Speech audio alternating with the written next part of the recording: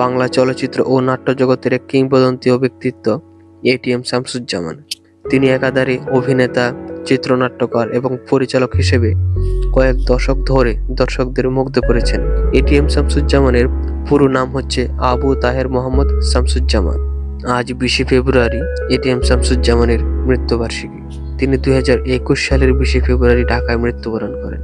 ATM শামসুজ্জামানের জন্ম 1941 সালের 10 September ভোলার দৌলত খান উপজেলায়। কিন্তু বাবার কর্মস্থল নোয়াখালী হওয়ায় তিনি অধিকাংশ মানুষের কাছে নোয়াখালীর মানুষ হিসেবে পরিচিত।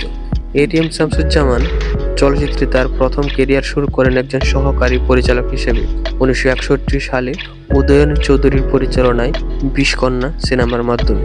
আর অভিনয় করে প্রথম জনপ্রিয়তা পান আমজাদ হোসেন পরিচালিত 1976 সালের নয়নমণি সিনেমার মধ্য দিয়ে। সেখানে তার খলনায়কের অভিনয় তাকে এক অনন্য উচ্চতায় নিয়ে যায় এবং পরবর্তীতে তিনি বিভিন্ন সিনেমায় কমেডি বা হাস্যরসাত্মক চরিত্রে অভিনয় করে মানুষের হৃদয়ে স্থায়ী জায়গা করে নেন। তিনি প্রায় 100টারও বেশি চলচ্চিত্রের কাহিনী ও চিত্রনাট্য লিখেছেন। তার মধ্যে উল্লেখযোগ্য চলচ্চিত্র হলো নয়নমণি, দায়ীকে, গোলাপি এখন ট্রেনে, অশিক্ষিত, ছুটির ঘন্টা, মোল্লাবাড়ির বউ, হাজার বছর ধরে। এছাড়া যদি ছোট পর্দার কথা বলি তাহলে অনেকগুলা কাজের মধ্যে উল্লেখ করা যায় রঙের মানুষ, ঘর কুটুম, ভবের হাট ইত্যাদি। এটিএম শামসুজ্জামান তার কাজের স্বীকৃতি স্বরূপ অসংখ্য পুরস্কার পেয়েছেন। এর মধ্যে উল্লেখযোগ্য হলো 21শে পদক।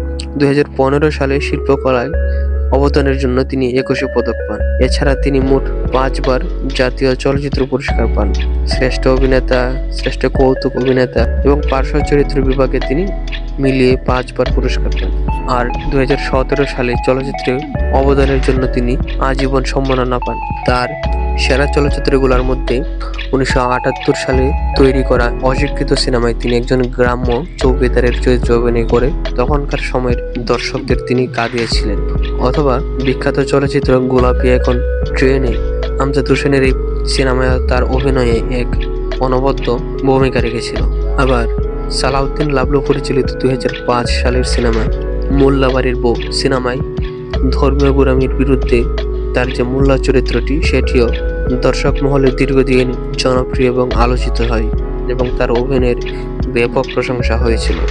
আবার জহির রায়হানের উপন্যাস অবলম্বনে নির্মিত সিনেমা হাজার বছর ধরে সিনেমায় তিনি মকবুল চরিত্রে অভিনয় করেন এবং মকবুল চরিত্রকে সিনেমায় তিনি বাস্তবের মতো ফুটিয়ে তোলেন 2005 সালের হাজার বছর ধরে সিনেমায়।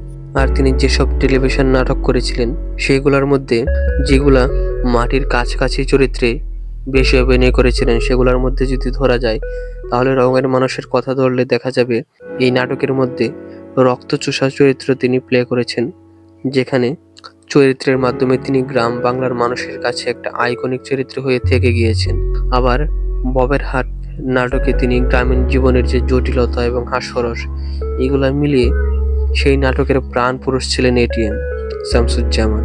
অথবা তার ঘর কুটুম নাটকে যে পারিবারিক সম্পর্কের টানাপোড়েন এবং কমেডির মিশ্রণে তার যে চমৎকার অভিনয় সেটাও ছিল মনোমুগ্ধকর।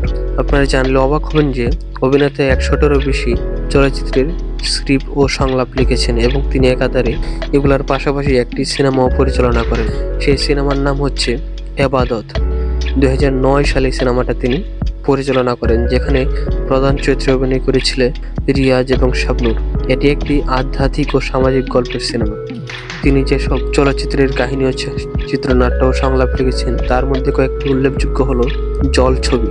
1971 সালের জল ছবি সিনেমার কাহিনী ও চিত্রনাট্য লেখা এটিএম শামসুজ্জামানের। এই সিনেমার মাধ্যমে নায়ক হিসেবে চলচ্চিত্রে অভিষেক ঘটেছিল চিত্রনায়ক ফারুকের। আবার 1987 সালের তৈরি করা দায়ীকে চলচ্চিত্রের চিত্রনাট্য ও সংলাপ লিখেছিলেন তিনি এবং সেখানে পার্শ্ব অভিনেতার অভিনয় করে পুরস্কারও পান শ্রেষ্ঠ পার্শ্ব অভিনেতা হিসেবে। আবার 1978 সালে তৈরি করা অশিক্ষিত সিনেমায় গ্রামের পটভূমির এই সিনেমায় কাহিনী ও সংলাপের পেছনে তার বড় অবদান ছিল। আবার 1980 সালের তৈরি করা কালজয়ী সিনেমা ছুটির ঘন্টা সিনেমার সংলাপ ও চিত্রনাট্য লিখেছিলেন যারা, তার মধ্যে একজন বড় বিশেষ ভূমিকা রেখেছিলেন এটিএম শামসুজ্জামান। বড় পর্দা এবং ছোট পর্দার সব মিলিয়ে তার কথা বলার ভঙ্গি, বিশেষ করে আঞ্চলিক ভাষার ব্যবহার, তীক্ষ্ণ হাস্যরসাত্মক চরিত্র, দক্ষতা ফুটিয়ে তোলা, এই সবগুলা মিলিয়েও তার অভিনয়ের নৈপুণ্য অন্যদের থেকে তাকে আলাদা করে রেখেছিল।